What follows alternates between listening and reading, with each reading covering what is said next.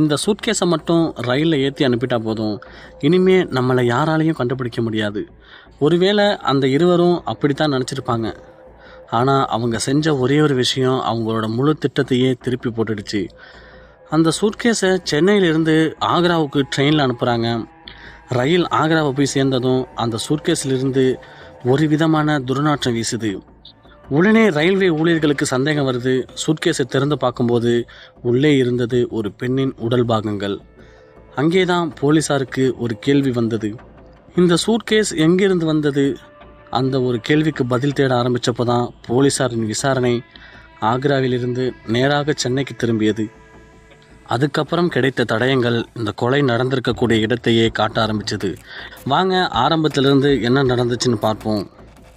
அன்னைக்கு சரியாக ஆகஸ்ட் மாதம் 5ஆம் தேதி சென்னை சென்ட்ரல் ரயில் நிலையத்தில் இரவு நேரம் வழக்கம் போல் ரயிலுக்காக மக்கள் காத்திருக்காங்க. அந்த நேரத்தில் ஒரு ஆணும் ஒரு பெண்ணும் ஒரு சிவப்பு கலர் சூட்கேஸை எடுத்துக்கிட்டு தமிழ்நாடு எக்ஸ்பிரஸ் இருக்கும் பக்கம் வராங்க. அந்த பேகை ரயிலுக்குள்ளே எடுத்துகிட்டு போகிறாங்க. அது சிசிடிவியில் பதிவாயிருக்கு.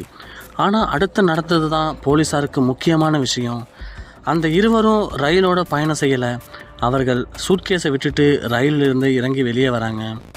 அந்த நேரத்தில் பார்த்த யாருக்குமே இது ஒரு பெரிய விஷயமாகவே தோணியிருக்காது. ஒரு சூட்கேஸு ரயிலுக்குள்ளே இருந்திருக்கும், அவ்வளவுதான். ஆனால் அந்த சூட்கேஸுக்குள்ளே என்ன இருந்தது என்பது அங்கே இருந்த யாருக்குமே தெரியாது.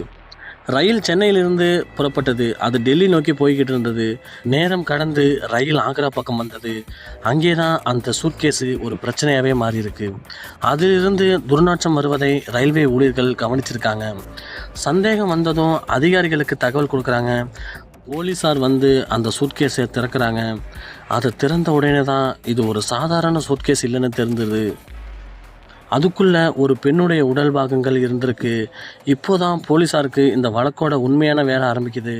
அந்த பெண் யார், அவங்க எங்கே கொலை செய்யப்பட்டாங்க, யார் இந்த சூட்கேஸை ரயிலில் கொண்டு வந்து வச்சாங்க, முக்கியமாக சென்னையிலிருந்து இந்த உடல் ஏன் ஆக்ராவுக்கு கொண்டு செல்லப்பட்டது.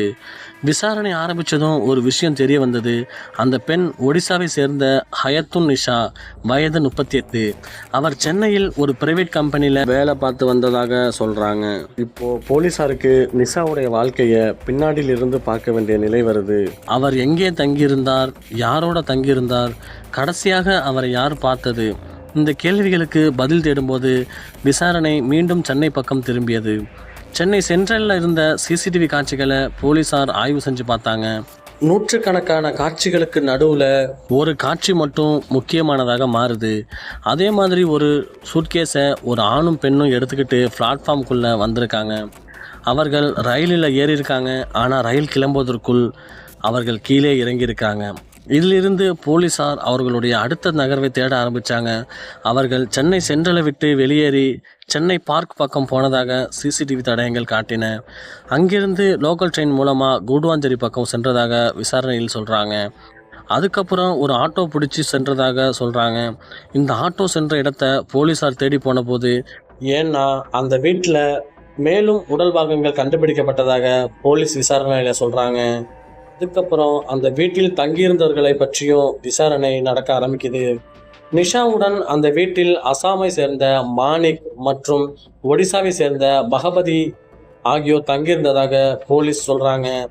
இருவரையும் போலீசார் சந்தேகத்தின் அடிப்படையில் தேடி வருகிறார்கள். அவர்கள் ஒடிசாவுக்கு தப்பிச் சென்றிருக்கலாம் என்ற சந்தேகத்தில் அங்கும் தேடுதல் நடந்து வருகிறது. ஆனால் இங்க ஒரு முக்கியமான விஷயத்தை மட்டும் நாம மறக்கக்கூடாது. இவர்கள் மீது குற்றம் நிரூபிக்கப்பட்டு விட்டது என்று சொல்ல முடியாது. விசாரணை இன்னும் நடந்து கொண்டிருக்கிறது. உண்மையில் அந்த வீட்டுக்குள்ள என்ன நடந்தது, நிஷா எப்படி கொலை, அந்த தடயத்துக்கு பின்னாடி தேடி போன போதுதான் ஆக்ராவிலிருந்து சென்னைக்கு வந்தது, சென்னையிலிருந்து கூடுவாஞ்சேரிக்கு வந்தது, அங்கிருந்து ஒரு வீட்டை காட்டியது. இப்போ அந்த தடயத்தின் அடுத்த முனை ஒடிசா பக்கம் போயிருக்கிறது. அந்த இரவு உண்மையில் என்ன நடந்தது, அந்த வீட்டுக்குள்ள நடந்த சம்பவம் எப்படி இந்த சூட்கேஸ் வரை வந்தது, இந்த கேள்விகளுக்கான பதில் தான் இந்த வழக்கின் முழு உண்மையை வெளியில கொண்டு வரும். ஒரு சூட்கேஸை மறைச்சு விடலாம் என்று நினைச்சிருக்காங்க.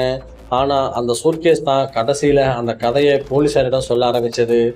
இந்த வழக்கு இன்னும் போலீஸ் விசாரணையில தான் இருக்கு. இந்த வழக்கோட உண்மைத்தன்மை தெரிஞ்சுக்கணும்னா நம்ம இருளின் தடம் சேனலை சப்ஸ்கிரைப் பண்ணிக்கோங்க. அடுத்த அப்டேட்டில் முழு வீடியோவை பார்ப்போம். நன்றி.